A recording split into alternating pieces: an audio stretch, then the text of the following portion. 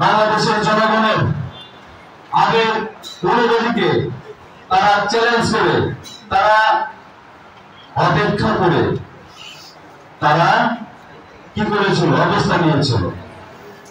সে দলটির নাম আমরা কিন্তু সবাই জানি। আপনারা বলেন তো সেই দলটির নাম কি? জামাত ইসলামী। এই জামাত ইসলামী, এই স্বাধীনতা বিরোধী চক্র আবারও নতুন ষড়যন্ত্রে লিপ্ত হয়েছে। তারা একবার মহান মুক্তিযুদ্ধে বাংলাদেশের মানুষের আশা আকাঙ্ক্ষার বিরোধিতা করে তারা অবস্থান নিয়েছিল। তারা কিন্তু আজ অব্দি বাংলাদেশে রাজনৈতিক কোন সফলতা বা আলোর মুখ দেখে নাই। তেমনি এই 17 বছর আওয়ামী লীগ ফ্যাসিস্টরা বাংলাদেশের মানুষের অধিকার হরণ করেছিল, ভোটের অধিকার হরণ করেছিল। তারা মানুষকে জিম্মি করেছিল, মানুষের উপর নির্যাতন করেছিল, বাংলাদেশের মানুষের বিপক্ষে বিরুদ্ধে অবস্থা নিয়েছিল। তারাও আর জীবদ্দশায় আর জীবনে কোনদিন বাংলাদেশে রাজনৈতিক সফলতা বা রাজনৈতিক আলোর মুখ দেখতে পাবে না। তাই আমি আপনাদেরকে বলতে আহ্বান করছি, এই স্বাধীনতা বিরোধী চক্রের বিরুদ্ধে আমাদেরকে সোচ্চার হতে হবে, সতর্ক থাকতে হবে। বাংলাদেশ জাতীয়তাবাদী স্বেচ্ছাসেবক দল নাটোর জেলা শাখা অত্যন্ত সতর্ক আছে এবং সজাগ আছে। যারা আওয়ামী লীগের এই ফ্যাসিস্টদের সহযোগী ছিল, তারা স্বেচ্ছাসেবক দলের কোন পর্যায়ে কোন ইউনিটে তারা নেতৃত্বে আসতে পারবে না।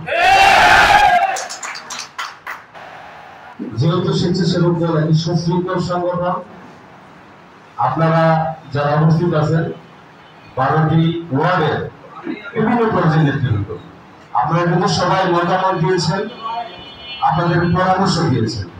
সেগুলো আমরা ফাইন্ড আউট করে আপনাদের নেতাদেরকে সেভাবে দিক নির্দেশনা দেব এবং আগামীতে এই সংগঠনকে সুসংগঠিত করার জন্য আমি সবাইকে উদাত্ত আহ্বান করব। আমরা অবশ্যই সকল মতভেদের ঊর্ধ্বে থেকে এই সংগঠনকে সুসংগঠিত করব।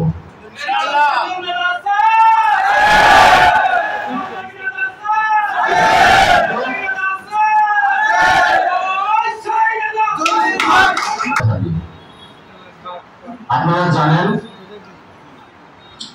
যেহেতু নির্বাচন আসন্ন, নির্বাচন যখন বাংলাদেশে এগিয়ে আসে তখন কিন্তু নানা রকম ষড়যন্ত্র শুরু হয়ে যায়। আপনারা এই 17 বছর ভোট বঞ্চিত ছিলেন। এই ভোটের অধিকার আদায়ের জন্য আমাদের বিএনপির ভারপ্রাপ্ত চেয়ারম্যান জনাব তারেক রহমান এই 17 বছর নিরলসভাবে কাজ করে গেছেন। সেই আলোকেই আমাদের জুলাই আগস্টের একটি আন্দোলন সংগঠিত হয়েছে। সে আন্দোলনে রূপরেখা প্রদান করে দিয়েছিলেন আমাদের বিএনপির ভারপ্রাপ্ত চেয়ারম্যান জনাব তারেক রহমান।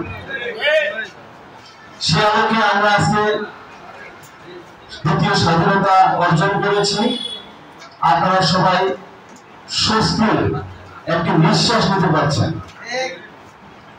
আপনারা জানেন,